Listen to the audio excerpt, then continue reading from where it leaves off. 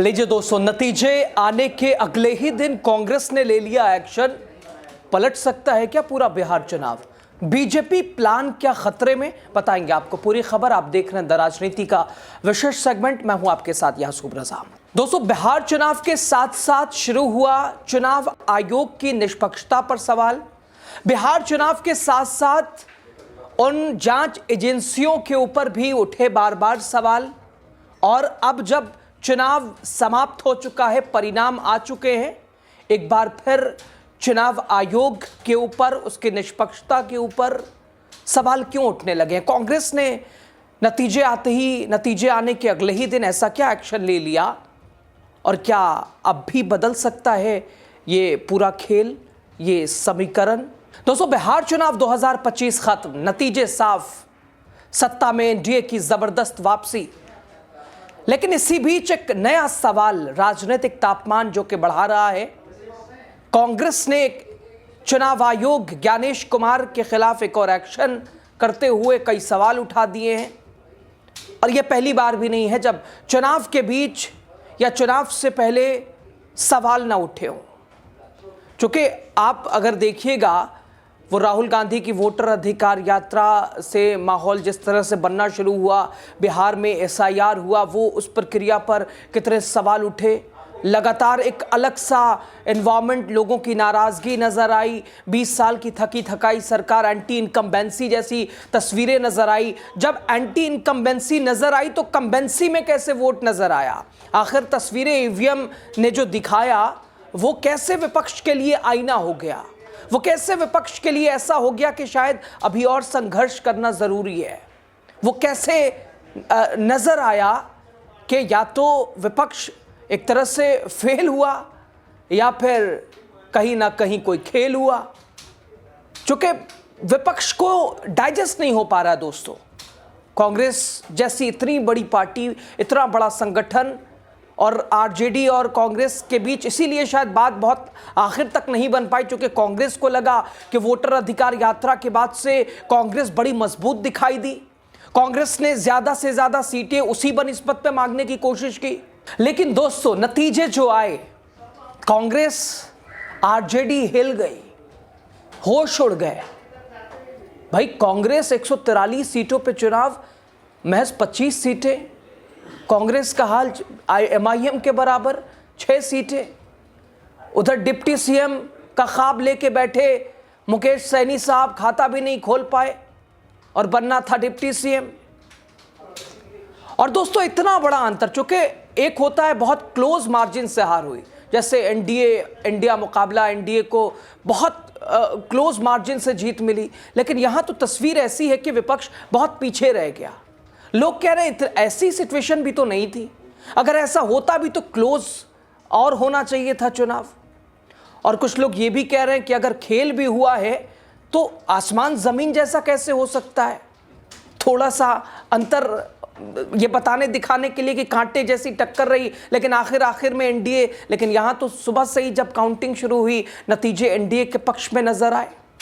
एक बार फिर कांग्रेस ने वोटर लिस्ट को लेकर बड़ा आरोप लगा दिया है, सीधे चुनाव आयोग से जवाब मांग लिया है।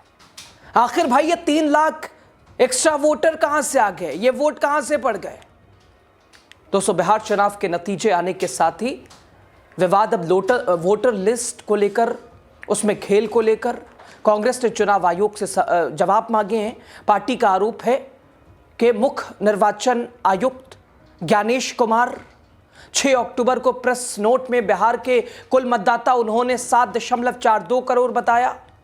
लेकिन मतदान के बाद जारी प्रेस रिलीज में यही संख्या 7.45 करोड़ दिखाई गई, यानी करीब 3 लाख वोटरों का अंतर। मतदाताओं की संख्या लगभग 7.42 करोड़ है, जिसमें कि मेल 3.92 और फीमेल 3.5 करोड़ हैं। बिहार में चुनाव के बीच अचानक से 3 लाख वोटर बढ़ गए। ज्ञानेश कुमार ने 6 अक्टूबर को बिहार चुनाव की घोषणा के दिन प्रदेश में 7 करोड़ 42 लाख वोटर बताए थे। लेकिन वोटिंग के बाद 11 नवंबर को वोटरों की संख्या बढ़कर 7 करोड़ 45 लाख हो गई। कांग्रेस का कहना है कि चुनाव से ठीक पहले और मतदान के तुरंत बाद मतदाताओं की संख्या में बदलाव समझ से परे है, समझ के बाहर है। इन सवालों के साथ कांग्रेस ने चुनाव आयोग से औपचारिक स्पष्टीकरण की मांग की है। जवाब मिलेगा। चुनाव दोस्तों, चुनाव के बीच तस्वीरें कैसी कैसी नजर आई। कहीं ईवीएम आना जाना, वैन आ रही है जा रही है, कैमरा बंद हो रहा है, स्ट्रांग रूम जैसी संवेदनशील जगहों पर जिस तरह से सोशल मीडिया पे तरह तरह की वीडियोस दिखाई गई, बताई गई, वीवीपैट की पर्चियां, और सबसे खास उस पर्चियों में था कि उसमें कमल जैसा, अगर वो मॉक पोल ही उसे मान ले तो कमल का सिंबल तो उसमें था ही नहीं कहीं कुछ, या तो लालटेन दिखा या तीर दिखा। ऐसे में बिहार चुनाव से पहले, चुनाव के दौरान कितनी बार चुनाव की निष्पक्षता पर सवाल उठे, चुनाव के बीच में कितनी बार सवाल उठे, चुनाव खत्म हो गए, सवालों का दौर अभी भी जारी है।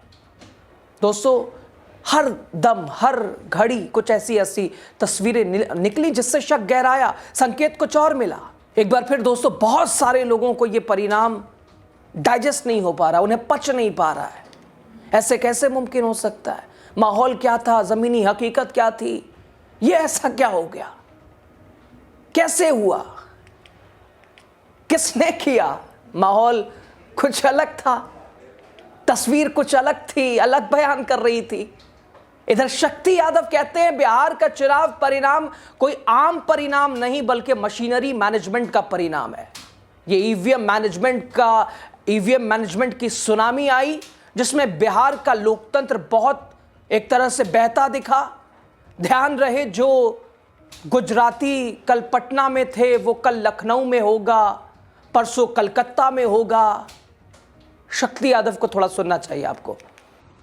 क्या ऐसा कभी हुआ है क्या लोकतंत्र में, इस तरह का स्ट्राइक? किसी ने देखा भी है क्या? कोई आसमान तो थोड़ी उतर गया बिहार में जिसके बदले में कुछ इतना बड़ा उपहार मिलेगा। ये तो पूरी तौर पर मशीनरी मैनेजमेंट का ये परिणाम है। ईवीएम की सुनामी इसी रूप में आई है और कई लोगों का स्ट्राइक रेट, जिनका कैंडिडेट और कई तरह के चयन में सब चीजों को लोगों ने देखा है। बिहार का क्या होगा भैया? 2,90,00,000 बिहारी जो बाहर में काम करते हैं, मजदूरी करते हैं, उनके मन में सपना था कि बिहार का बेटा बिहार में काम करेगा, बिहार में बदलाव जब होगा। कहीं जमीन पर थी ही नहीं एनडीए, न गली में थी, न गांव में थी, न टोला में था, न कूचा में था, न सड़कों पे था। ये था कहां? बावजूद भी परिणाम इस रूप में। तो इस मशीनरी के खेल को हर कोई समझता है और मशीनरी जब तक है, लोकतंत्र नहीं सुरक्षित है। माफ करिएगा, मेरी बात हो सकता है आपको हंसी लगे, लेकिन ये लोकतंत्र के लिए एक घातक है। विकसित राष्ट्र दुनिया का कोई मशीनरी का इस्तेमाल नहीं करता, लेकिन भारत के अंदर में इतना बड़ा जहां लोकतंत्र है, वहां लोकतंत्र को कुचला जा रहा है ईवीएम की सुनामी लाकर।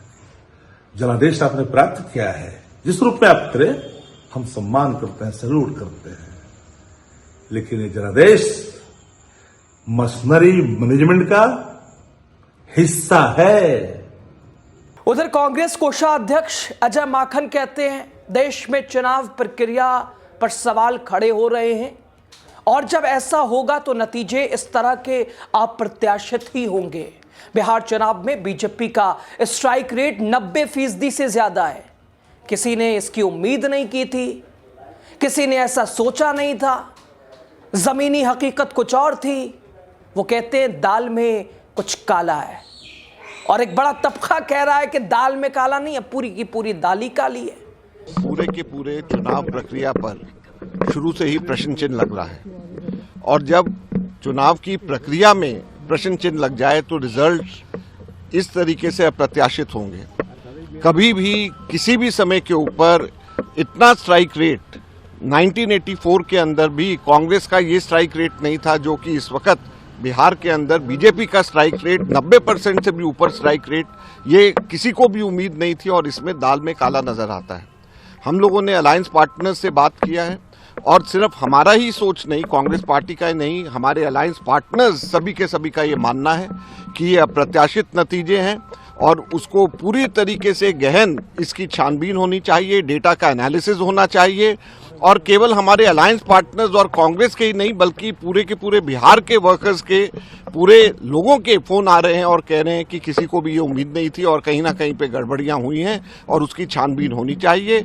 हमारे लोग पूरे के पूरे डेटा को इकट्ठा कर रहे हैं, फॉर्म 17C को हम लोग देखेंगे, पूरे के पूरे वोटर्स लिस्ट को देखेंगे और फिर उसके साथ में हम लोग तथ्यों के साथ और आंकड़ों के साथ में वापस आपके बीच में आएंगे। हरियाणा में भी हम लोगों ने बताया, महाराष्ट्र में भी हम लोगों ने बताया, कर्नाटका में भी हम लोगों ने बताया, लेकिन दुख की बात यह है कि इलेक्शन कमीशन के कान पे जूं तक नहीं रेंग रही है। हम लोग विपक्ष के अंदर रह करके लोकतंत्र की रक्षा करने की अपनी भूमिका हम निभाते रहेंगे और उसमें पीछे और हटने वाले और संघर्ष से पीछे हटने वाले कांग्रेस पार्टी नहीं है। धन्यवाद। खैर दोस्तों, इन तमाम आरोप प्रत्यारोप के बीच क्या अभी भी बिहार का खेल बदल सकता है? क्या बाजी बदल सकती है? 6 अक्टूबर को ज्ञानेश कुमार ने जो मतदाता बताए दिखाए, जब काउंटिंग के दिन उसमें कैसे बढ़ोतरी हुई, कांग्रेस ने ये जो सवाल उठाए, कैसे चुनाव आयोग क्या चुप्पी साधेगा, जवाब देगा? और बहुत सारे लोगों को ये नतीजे पच क्यों नहीं पा रहे हैं, इसके पीछे क्या मानते हैं आप बताइए। आप किधर थे, आपका साथ किधर था, बिहार की हवा किधर थी, और नतीजे आए तो क्या आप भी चौंके या ये आपका ही एक तरह से जनाधार है? बताइए, कमेंट कीजिए। लास्ट तक आप बने रहे, आपका शुक्रिया। वीडियो शेयर कीजिए, चैनल को आप सब्सक्राइब कीजिए।